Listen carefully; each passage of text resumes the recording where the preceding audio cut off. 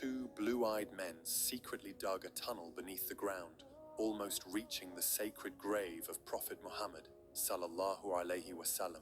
Just before they could steal the blessed body of our beloved Prophet, they encountered a miraculous event that left millions in absolute shock. But the question remains, why did those two men attempt to steal the body of Prophet Muhammad sallallahu alaihi wasallam? What divine intervention led to their capture? And what was their ultimate fate? Little did they know, a guardian of the city was watching over everything in a miraculous way from above. What followed next became etched into the pages of history forever. But before we begin, if you truly love our beloved Prophet Muhammad sallallahu alaihi wasallam, subscribe to the channel now and comment Subhanallah below. So let's begin the story. Assalamu alaikum, dear viewers. In the deep night of 557 Hijri, Sultan Nuruddin Jangi, rahmatullahi alayhi, performed the Tahajjud prayer and prayed to Allah with tears for a long time. Then, feeling tired, he fell asleep. The surroundings were completely silent, an utterly quiet night, with no sound anywhere. At that very moment, he saw a remarkable dream. In his dream, he saw Prophet Muhammad sallallahu alaihi wasallam present in his room. Without any introduction, the Prophet pointed with his hand toward two blue-eyed men and said, "O Nuruddin Mahmud, they are causing me harm. Free me from them." Startled by this terrifying dream, Sultan woke up suddenly, his sleep broken. He became restless with fear and astonishment, pacing around the room thinking, who are these people? What conspiracy are they plotting? Prophet Muhammad sallallahu alaihi wasallam is now in the life of the grave. How can anyone harm him?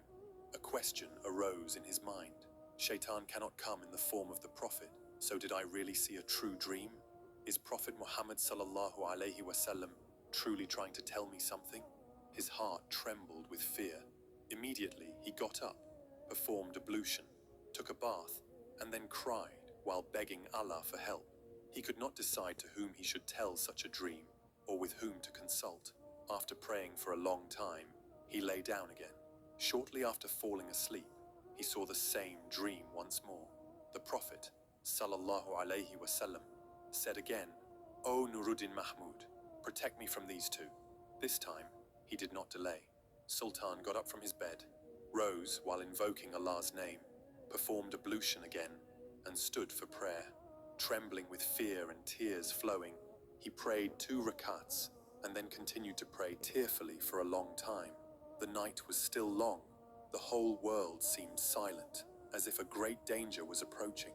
An invisible terror spread around. Sultan Nuruddin Jangi rahmatullahi alayhi looked up at the sky and saw those two men from the dream running towards him.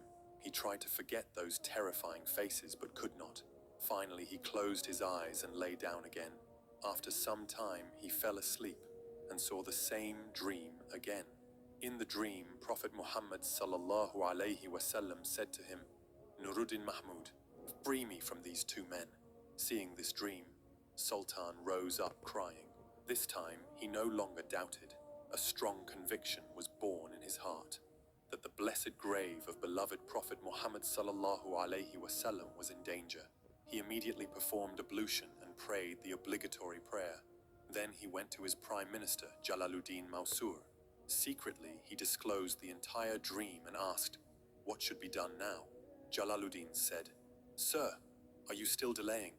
Surely the blessed resting place of Prophet Muhammad sallallahu alaihi wasallam is facing some serious danger. That is why he is calling you repeatedly. Don't waste time. Depart for Medina immediately." The Sultan did not delay any longer.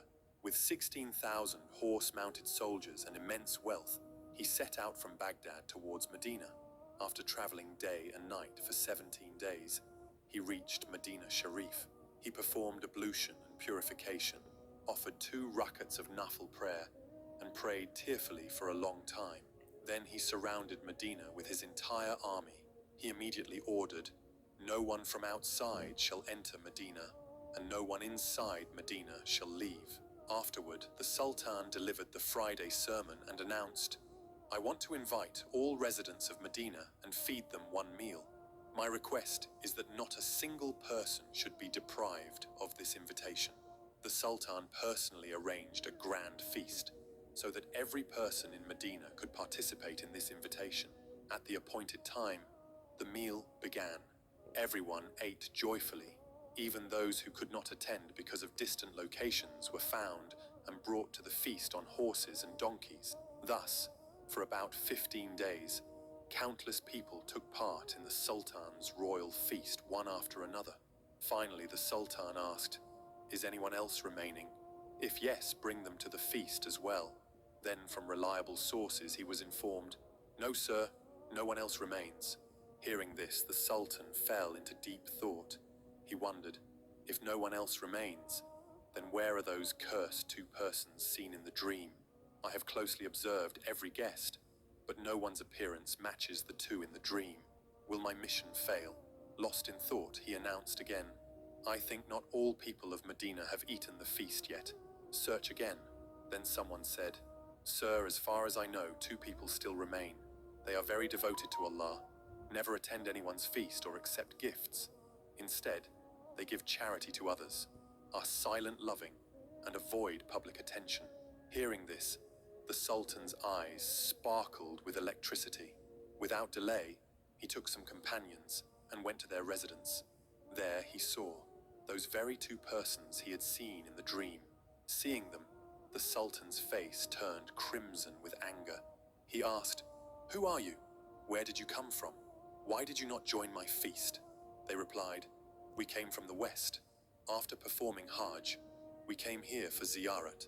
Lost in love for beloved Prophet sallallahu alaihi wasallam, we could not return. So, we stayed here, spending time in worship, Quran recitation, nafil prayers, and dhikr. Our trust is only in Allah. We do not go to anyone else's feast." People said, "Sir, they have been here for a long time. They are very good people. They help countless poor, orphans, and helpless. Many make a living from their charity."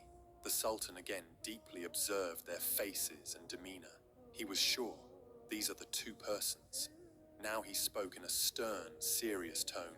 "Tell the truth. Who are you? Why are you here?" But they repeated the same. "We came only with the intention of Hajj and ziyarat. Being near the beloved Prophet is our only goal." Sultan Nuruddin Jangi Rahmatullah alayhi no longer listened to anyone else. He directly ordered that they be detained there. Then he personally went to thoroughly search the house. The search yielded many valuable possessions and some rare books, but nothing was found that could explain the dream he had seen. Failing to uncover this unknown mystery, the Sultan gradually became restless. On one hand, the significance of the dream stirred deep reflection in his heart. On the other, his failure to find anything caused him great distress. Meanwhile, many in Medina began recommending them. They said, "Sir, they are elderly people. They fast all day, spend most nights in worship. They perform the 5 daily prayers near the Rauda Sharif. They regularly visit Jannat al-Baqi every day and go to the Qubat Mosque every Saturday. They never return empty-handed if someone asks for something." The Sultan was truly astonished to hear their account, yet he did not give up. He now turned his attention to a more thorough investigation of the room. He began carefully observing every single item within. Still, nothing caught his eye that seemed suspicious. Finally, at one point, Nuruddin Zangi, Rahmatullah alayh, said to his companions, "Lift their prayer rug and let me see." The companions followed the instruction. It was seen that the rug was laid on a woven mat. The Sultan then said, "Remove the mat as well." When the mat was lifted, a large stone was revealed beneath. The Sultan ordered it to be removed too. As soon as the stone was moved, a tunnel was discovered beneath it, stretching a great distance, reaching dangerously close to the sacred Roda. At the sight of this, Nuruddin Zangi, Rahmatullah alayh, was thunderstruck. His face turned red with rage, and fire seemed to blaze in his eyes. His entire being filled with fear and fury. Turning to the 2 men, he roared like an angry lion and said in a harsh tone, "Speak the truth clearly, or else I will punish you this very moment in a way you will remember for the rest of your lives. Tell me, who are you? What is your purpose? Who sent you here? Terrified by the Sultan's wrathful demand, the men began to tremble. Realizing that danger was imminent, they no longer dared to conceal the truth. They confessed, "We are Jews. We were trained for years by the Jews of the city of Mosul. We were prepared and sent here by skilled operatives, along with a large amount of money. Our mission was to, by any means, extract the sacred body of Prophet Muhammad, sallallahu alaihi wasallam, and deliver it to the Jews of Europe. If successful, they promised us even more immense wealth." The Sultan asked sternly, "How did you attempt to carry out this vile plan? What method did you use?" With heads lowered, they replied, "Every night after midnight, we would dig the tunnel little by little. We filled the excavated soil in leather bags and discreetly carried them outside the city of Medina. We have been doing this silently for 3 consecutive years." They added, "When we reached very close to the sacred chamber, we decided that in just 1 more week, we would extract the sacred body of Prophet Muhammad, sallallahu alaihi wasallam, and hand it over to the Jews of Europe. But suddenly, a terrifying event occurred. It felt as if the sky was collapsing, the ground trembling as though in an earthquake. The entire world seemed on the brink of destruction. It felt like our graves were being dug within the tunnel itself. After that dreadful experience, we stopped working. After hearing their confession, everything became clear to Sultan Nuruddin Zangi, rahmatullah alayh. He resolved to punish these traitors in such an exemplary manner that no one would ever dare to commit such audacity again. The Sultan ordered the construction of a tall wooden platform in a vast field not far from the mosque. Announcements were made throughout Medina and its surrounding areas so that all could gather.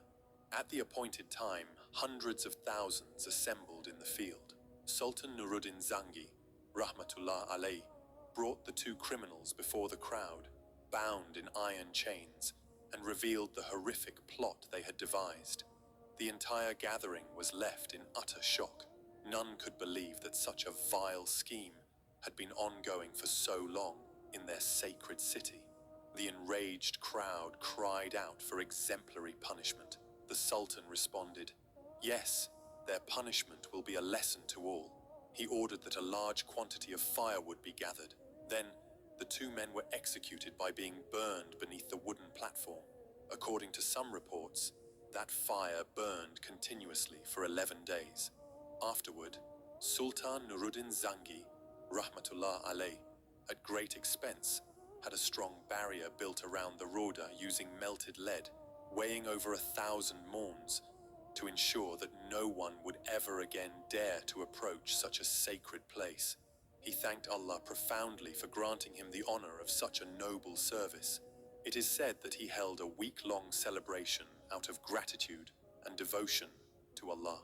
When Sultan Nuruddin Zangi, rahmatullah alayh, passed away, he was buried, according to his will, very close to the sacred resting place of Prophet Muhammad, sallallahu alaihi wasallam. Dear viewers, if you enjoyed the video, please give it a like